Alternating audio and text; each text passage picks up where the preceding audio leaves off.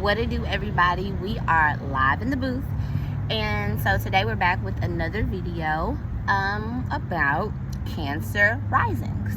So your rising sign is basically the start of your chart. It's how your chart and your life and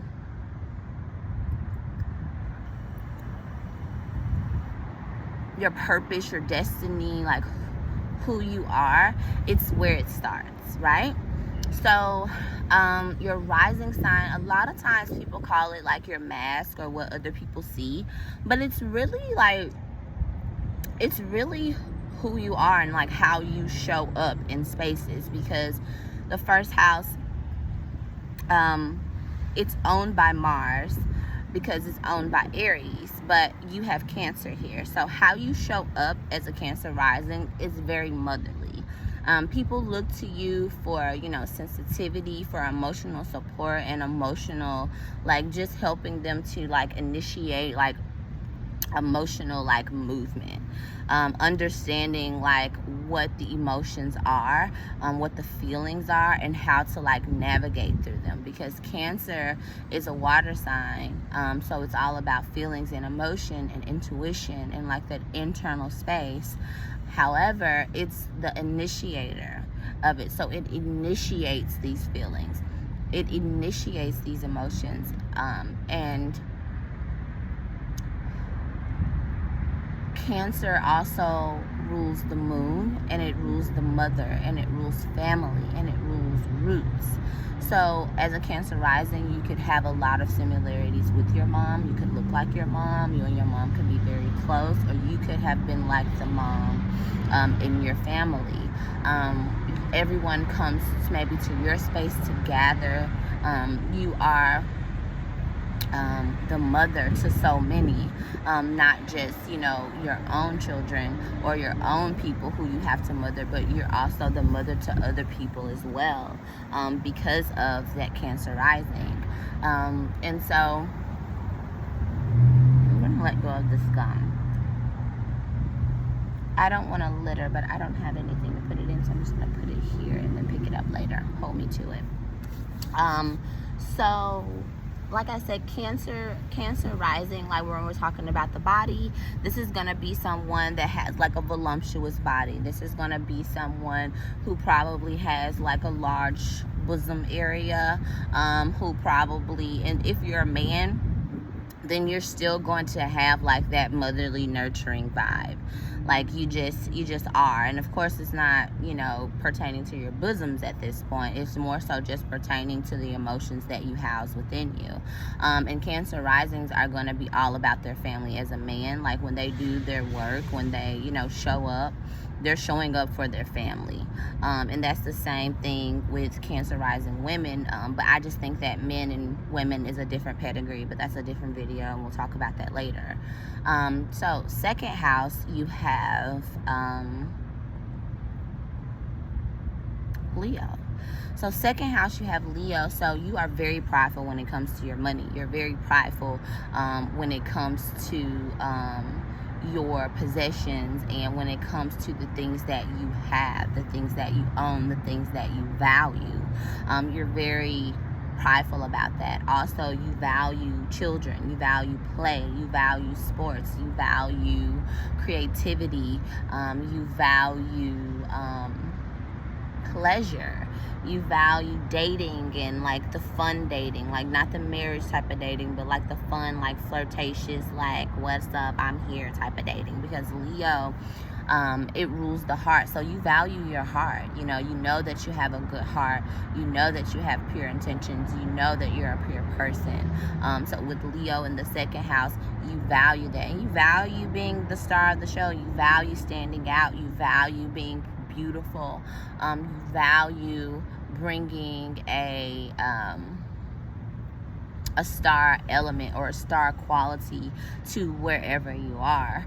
You value that, and that's something that you possess. That's something that you hold. That's something that you feel like is yours. And so that's the second house with Leo. With the third house, we're talking about Virgo. So you could be very critical of those people who are in your community, or the people in your community could be very critical of you. Always looking for a flaw, always looking for you know, something that may be wrong in the way that you communicate. And so maybe you don't communicate a lot. Maybe you stopped communicating because there was always something that was wrong with your communication style. But you are very good at communicating. You are very good at studying. You're very good at getting the research done. You're very good at studious activities. You're very good at you're very familiar with it. You're familiar with studying. You're familiar with being able to be smart and intellectual. You're familiar with being able to analyze things to the very, very bottom and get to the actually root of things.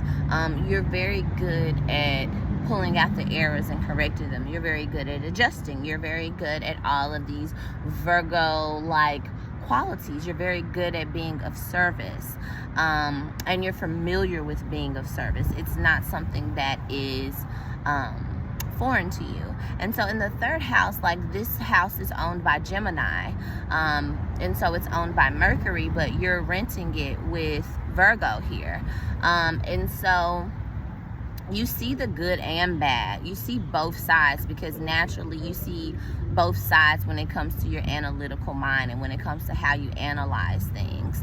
And your research, you know, you research both sides of it to kind of understand. And you're very familiar with doing this. You've probably been doing this with your siblings. You've probably been doing this with people who are around you for a very long time.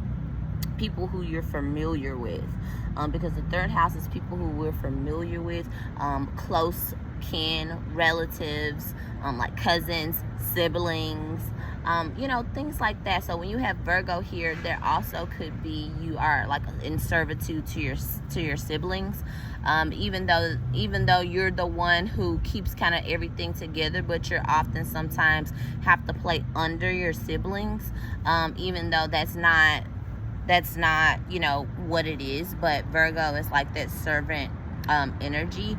But what I feel like that Virgo has to do, that Virgo energy, and right here when you're with your family and you're with that, not even family, but just familial people that are around you, like, it really has to be like, yeah, I'm a servant, but like, this shit doesn't operate without me. Like, I think Virgo really needs to pop his shit, because Virgo already learned to pop his shit from Leo, because you came right after Leo. So although you're like, okay, although I got some flaws, like, and I've analyzed the fuck out of me and you, and like, although like I'm a gatherer of this shit so that we can reap the harvest, like, don't get it twisted. Like, this shit doesn't operate without me. And I think that that's very important for like Virgo energy to really like get very clear on that. You know what I mean? Like, just get very clear on that. And make sure that other people are very clear on that. Because what I see with Virgo a lot is like a servitude type of energy, like a servant, like a slave. But it's gotta come into like the slave revolt. Goddamn it, no. Okay, so Virgo in the third, so that means Libra's in the fourth. So home is going to be aesthetically pleasing, baby. Everything about the home has to be aesthetically pleasing. It's beautiful. It's a pleasant scenery. It looks amazing. Like, everything is decorated to the nines. Everything is absolutely amazing. It's a very intellectual home. Everyone in the home is smart. Everyone in the home is well put together. Everyone looks good. Everyone smells good. Everyone is very presentable in the home. And this is something that you learn from a young person. So even though maybe you all may have, you know, experienced whatever you experienced, but you are going to look good. You're going to be smart. You're going to smell good. And you are going to put your best foot forward when it comes to appearance and when it comes to looking like something. Libra loves to look beautiful. Libra loves to be in very nice environments, aesthetically pleasing environments. Libra loves to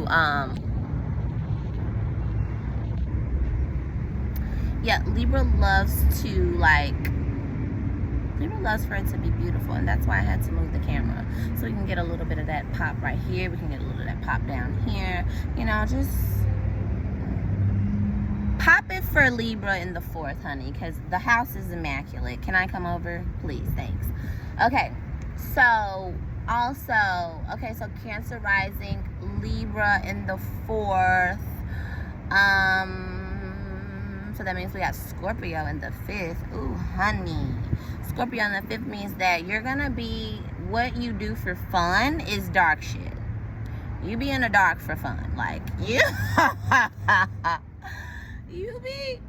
be analyzing, searching shit. Like, you could be, like sex magic, sex traffic, like shit that got to do with like the dark shit that people don't want to talk about. Oh, you do that shit for fun, honey, and you're probably very good at it. Why? Because the heart is here. So the 5th house is owned by Leo, which remember, coming back to the 2nd house, which your Leo is, the 5th house is owned by Leo, right? So there's some correlation between what you value, what you possess, your money, things like that in the 5th house. So you may date people who are affluent, and you switch resources with them. You may do this for fun. Like, you may investigate for fun. You may get to the bottom of shit for fun. You may get heartbroken sometimes for fun, because emotional betrayals and like haters and things like that, those types of things pop up when we're talking about Scorpio, when we're talking about knowing the minds of people. And we're talking about knowing the minds of people, but like having to like not go there with their ass. So like that probably happens a lot for you, and you do that for fun, right?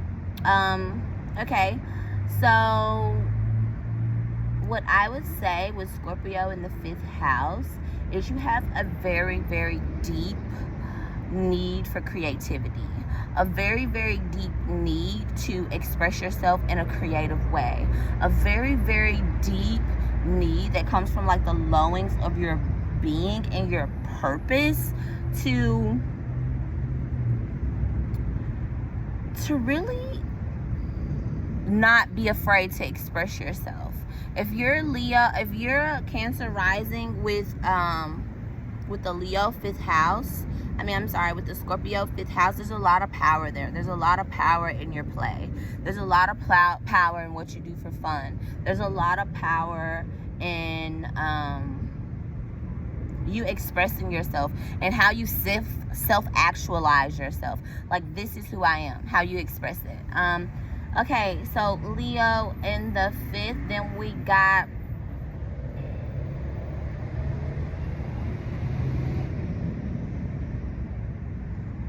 wait a minute, we don't have Leo in the 5th, we have Scorpio in the 5th, but Leo rules the 5th, so I got a little, okay, so we have Sagittarius. We have Sagittarius in the 6th house. So Sagittarius in the 6th house lets me know that you're going to be expanding in work. Your workspace and who you work with, how you work, those things are going to be consistently expanding, and they're going to help you to bring luck into your life. What you do every day for work is going to bring a lot of luck, a lot of expansion, a lot of wisdom, a lot of fun and just jovialness. Like, you enjoy your job, or you enjoy what you do. Like, you're able to receive wisdom, you're able to spread wisdom, you're able to learn, and the people that you work with are probably people that like are from all different types of cultures and all different types of walks of life. You're able to really experience all of these different people every day at work. Every day you're able to experience these different types of people, and that's great for you because you're learning from them, and higher education will be needed in your whatever your career is, whatever you do. You'll have to get a higher education for it, meaning beyond your high school diploma. You'll have to get something higher than an associate's degree. It has to be a higher education in order to reach the heights that you want to within your career. And it's a very fun career. You love it. You get to meet people, and you get to be very well versed when it comes to culture. 7th house is in Capricorn, so that means that the person who you'll marry is probably a person that you've known for a very, very long time. You've probably known this person for a very, very long time, or they could be older than you, but you know, there has been a long time with that relationship, or it's just like your partner, like maybe not even the person that, it's definitely the first marriage, a person, because 7th house rules the first marriage, so the person that you've been with, you know, for a very, very long time is going to rule that 7th house, and this person is going to be dependable, this person is going to be stable, you are dependable, you are stable as a partner. This is kind of, you know, you bring the mother, this person brings the father, because Capricorn is the father, however, it's feminine. So Capricorn is that energy that's gonna get out and get it for their family, but it's a feminine energy. So it maybe doesn't have to like do the actual like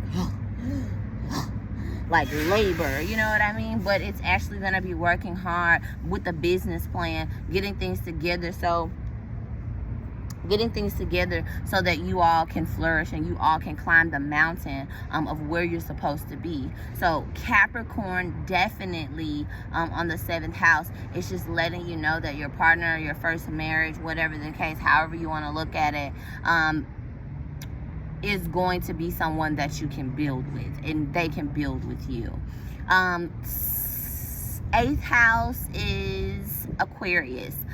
So that means that there are going to be a lot of sudden shit that happens, like sudden taxes that come up, sudden bills that come up, sudden debts that come up, sudden, just quick, sudden things that happen that cause you to transform and cause you to metamorph, things that were unexpected, things that you did not plan for, things that, you know, happen, like something, it'll strike a lightning, something happened, you know, where you just got a flood came, something happened where, you know, just different things that happen, but they cause you to transform, because 8th house is owned by Scorpio, but you have Aquarius here. So, and even when these things happen, you're still very detached from that. You're still very detached emotionally. You can transform, but not have to be in it emotionally, really.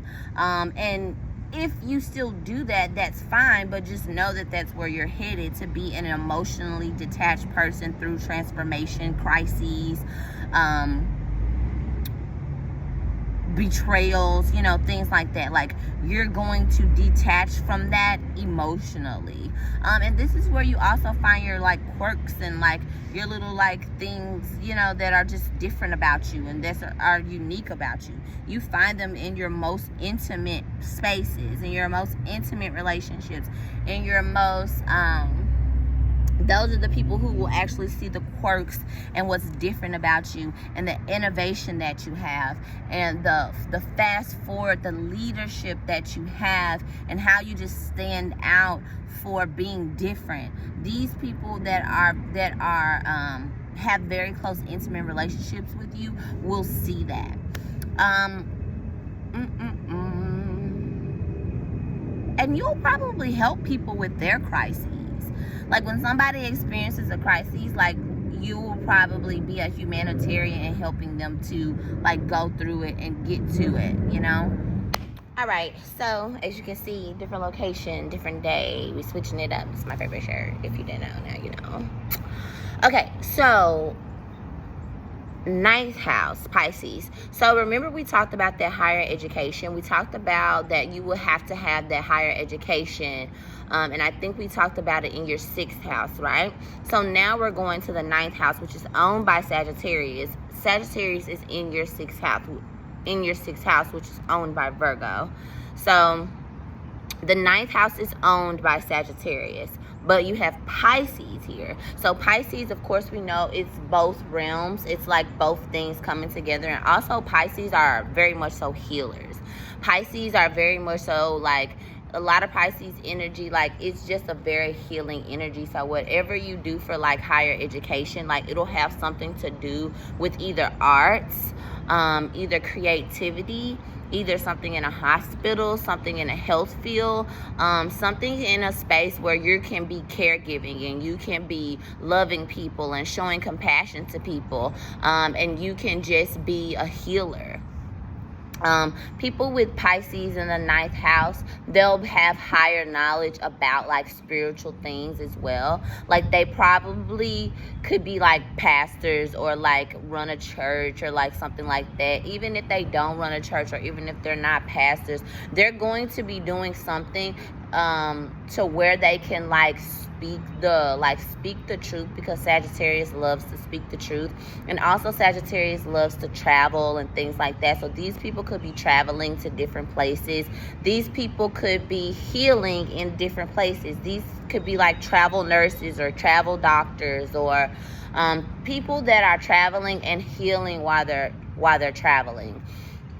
And meeting a lot of different people, which we talked about in your 6th house, meeting a lot of different people from a lot of different places, for sure. Okay, so now we have 10th house. So 10th house is in Aries. So your job field, whatever you do, it's probably competitive, and it's something that you have to do. Like it's not something that you really do as a group or as a bunch. It's something that I am has to do. So Aries is always the energy of like I am, willpower. You definitely have to have a lot of willpower to do whatever it is that you do, and people are going to see you for that, because the 10th house is the house of career and it's the house of status. So with it being the house of career and status, you're definitely going to be one of those people who are on top. You're definitely going to be one of those people who's the top of what it is that you do, even though you're new at it, because Aries is like that baby energy. So you could be new at it, or you could have just like a lot of like fresh energy towards it. You could be innovating something in it. You could be creating something new that's within the field that you're in. You could be the first to do this particular thing. Whatever it is that you're doing, you'll be definitely one of the first. And then there could be also competition, because Aries rules like sports and things like that, and like competitive, things. And necessarily, I don't feel like Aries, I feel like the lower octave of Aries like definitely competes with other people, but I feel like the higher octave of Aries just competes with themselves. Like I just know I wasn't here yesterday, and I know that I want to be here today. Like that's why Aries rules like sports, working out and things like that, because like I'm not in the gym like thinking about what she's doing. Like I'm in the gym thinking about what I'm doing and how I did it better today than I did it yesterday, and I'm consistently getting better. I'm coming up with amazing ideas. I'm coming up with amazing concepts and things like that, so that I can like put myself on top. Like it's not about really other people, it's about me, and it's also about my innovativeness. It's gonna put me on top. So that Aries energy in the 10th house, that's the energy that you're gonna take with you into your career. Okay, so now we go to what's after Aries, y'all. What's after Aries, y'all? Ooh, Taurus. Okay, so now we go to Taurus, and Taurus is in your 11th house, which is hopes, dreams, community. So you're around people that have a lot of like value, a lot of like wealth. Like you're around like very prominent people, and then your hopes and dreams and wishes are also to like be very stable, like be very like fruitful, have a lot of money, be able to have a lot of value in the community. You want to be able to have value in the community, because Taurus, a lot of people correlate it to money, and they are very stable and they do have a lot of money. But also what I find about the Taurus energy is that sometimes it can be like doing certain things just for money. Like it's very practical. So it's the energy of like doing what you have to do before you do what you want to do type of thing. But you have to be careful with that, because sometimes like you'll always just be doing what you have to do, and you'll never really step into that like doing what you want to do. So with with Taurus being here, like, you definitely have like aspirations to want to like be financially like secure, stable, like lush, because Taurus is also a very lush energy. So like you want to have like all of your comforts and things like that, and you want to be able to kind of be that in the community, you know, someone who is seen for having like those comforts, and not really even seen for having those comforts, but those comforts are able to like be a humanitarian effort to others, because the 11th house is a humanitarian and like your tribe house. So you'll definitely be around people who have certain values, you know, like everybody in your community will have a value and kind of like have their own like place, or their own, not place, I hate to say that, but like more so like just their own value. Like everybody's coming with something that is of value. You get what I'm saying? And you have your value. You have whatever you come to the table with. You want to be of value.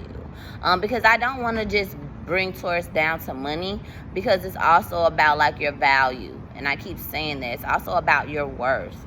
It's also about how you take your gifts and talents and you turn them into something practical that you can be able to get an exchange of currency in, you know, currency for. So definitely you want to be able to use your gifts and talents to be able to have an exchange with others, right?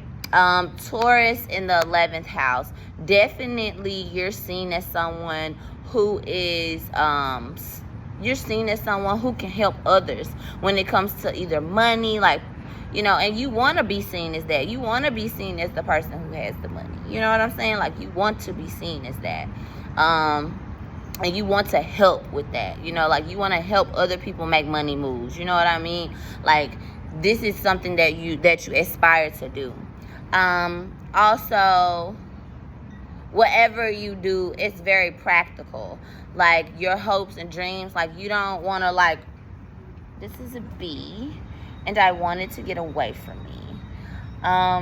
Like, your hopes and dreams are not like, oh, I'm finna fly off in the desert, and oh, I'm just gonna do this and do that. Like, your hopes and dreams are very practical. Like, they're very practical, like A, B, and C, let's get this shit done, right? Okay, 12th house, we're summing it up because the 12th house is the end. It's owned by Pisces. So it's like the here world and the there world. And when I say the there world, I mean like afterlife. I mean like just the spiritual essence of this life that we really can't see, but we can definitely feel, right? So 12th house, you have Gemini there. So, this is juicy. I like that. So you having Gemini, you could definitely, I feel like, get some information from Spirit. Like, Spirit talks to you maybe a lot. And you're able to receive information from Spirit, either written, either talking, either just whatever type of communication. But you're definitely receiving communication from Spirit. Astrology is simple, right? We know that Gemini rules communication. We know that Gemini rules short distance, like travels, and people who are in your close community, people who are your siblings, people who are your cousins, things like that. And so when you bring that energy into the 12th house of the unseen, of the undoing, you actually may have to change the way that you and your siblings communicate. Like, you and your siblings may start to only communicate telepathically, or you and your siblings may communicate telepathically. Like, y'all just look at each other and just like know. Like, just know what the other one is thinking. Like, very close knit. Even no matter if you all are far away, y'all can always feel each other. There's always a communication going on when it comes to that spiritual unseen realm. There's a lot of communication, and you learn a lot from that realm as well.